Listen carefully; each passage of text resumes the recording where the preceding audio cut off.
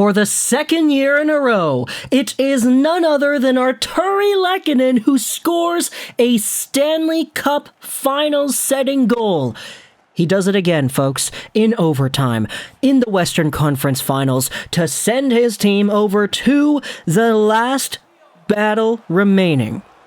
A year ago, it was Artturi Lehkonen in overtime for the Canadiens against the Golden Knights. OT goal, Stanley Cup Finals, there they go, then they lost to Tampa Bay. This time around, Artturi Lehkonen as a member of the Avalanche, Game 4 in Edmonton. 6-5 is the final score here, and once more, it is Lehkonen's name on the finals sending goal. What a crazy parallel, by the way. Thank you so much. Mwah! Chef's kiss for Justin Barron on the Montreal Canadiens and their prospect system. Artturi Lehkonen, an absolute warrior. Was the goal a high stick? I personally don't think so. The guys who draw the lines on the TV screen of the Sportsnet crew had a very good angle and showed off that Artturi Lehkonen, when he tipped the puck down onto Mike Smith's pads, it was at the crossbar level of the ice, and then he got the rebound, he scored.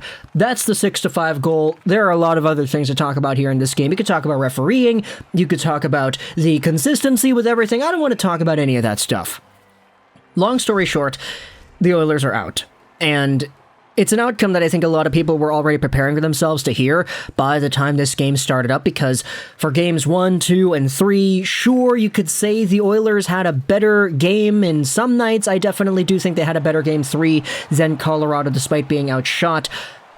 This team just didn't have what it takes to tango with the Avs and show off their dominance against the Avalanche, especially when we saw the opening game 8-6 and then the 4-0 shutout again.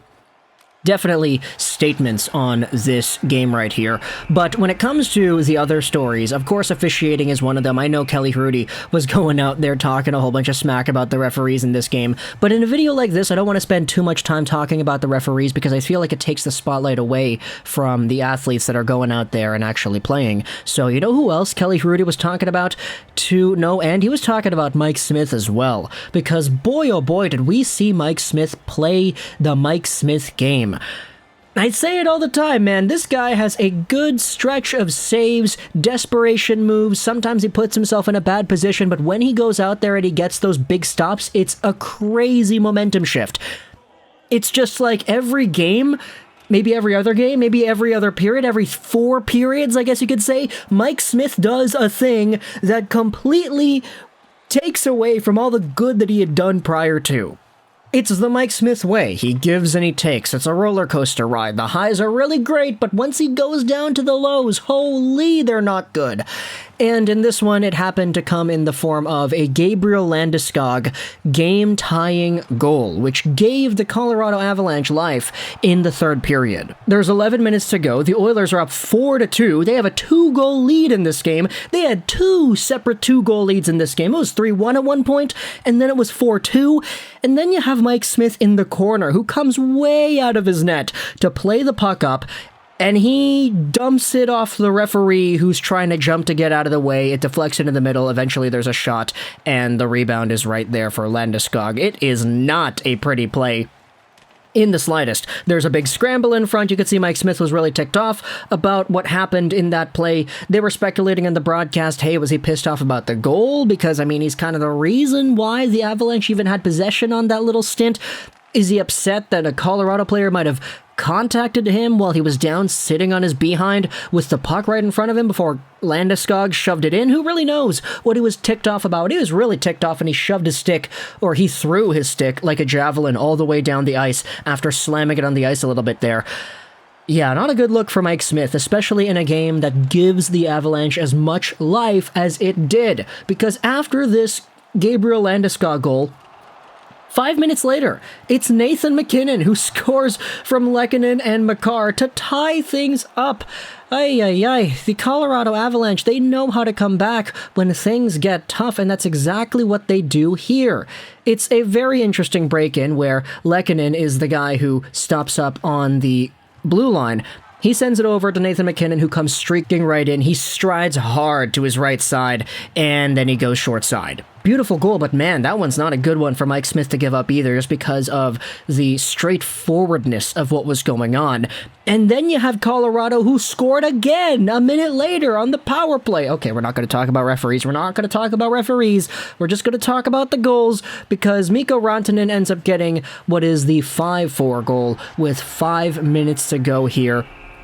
And just like that, in the span of 6-7 minutes, an Edmonton 2-goal lead in Game 4 when they have their backs against the wall. It gets away from them. Mikko Rantanen just takes the puck on the side. He walks in, he shoots it, and he scores it. That's all she wrote, it appears, but then you have yourselves the Edmonton Oilers making things very interesting with Zack Kassian striking back quickly too.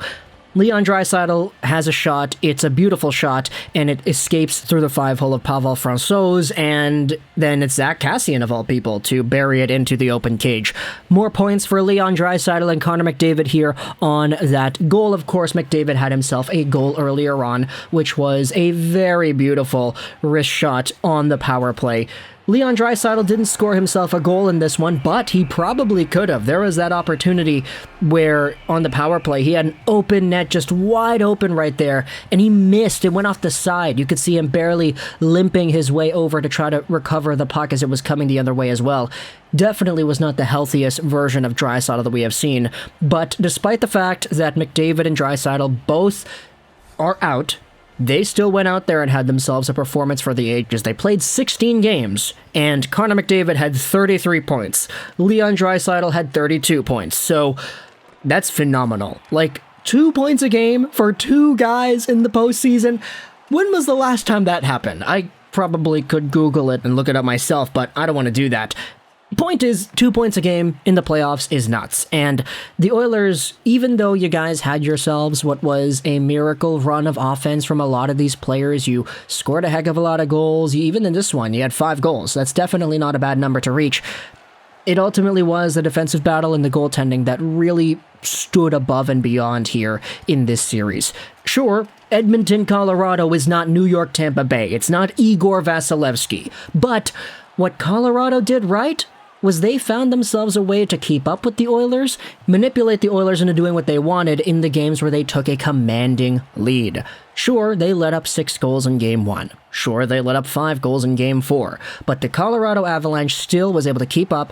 They scored goals at their own pace. They capitalized on Mike Smith's mistakes. And in Games 2, you saw what they could do when they were absolutely on top of their defensive game as well.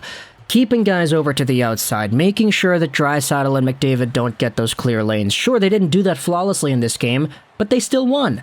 And guess what? They didn't have some of their best players in the lineup either. No Samuel Girard, no Nazem Kadri. I know the Edmonton Oilers were losing Evander Kane as well, so that certainly is a factor, but at the end of the day, this still was a very exciting, very fun hockey game, and that stint in the third period where we saw like 4 goals or whatever, that's wild. Absolutely wild. You can never look at these games between these high-scoring teams and think that any goal or any lead is going to be safe. When Zach Hyman scored that second goal of the night on his, assisted by Draisaitl and McDavid to make it 4-2 with like 16 minutes left in the third, I was like, okay, it's done. It's going to be a Game 5 in Colorado. They're going to win this game.